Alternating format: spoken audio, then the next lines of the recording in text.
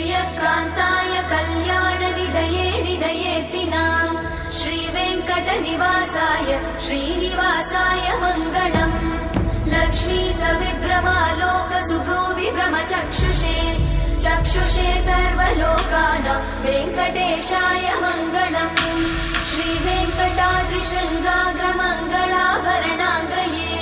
मङ्गलानां निवासाय श्रीनिवासाय मङ्गलम् सर्वावयव सौन्दर्य सम्पदा सर्वचेतसां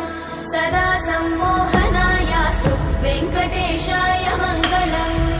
नित्याय निरवध्याय सत्यानन्दचिदात्मने सर्वान्तरात्मने श्रीमद् वेङ्कटेशाय मङ्गलम् स्वतः सर्वविदे सर्वशक्तये सर्वशेषिने सुलभाय सुशीलाय वेङ्कटेशाय मङ्गलम्।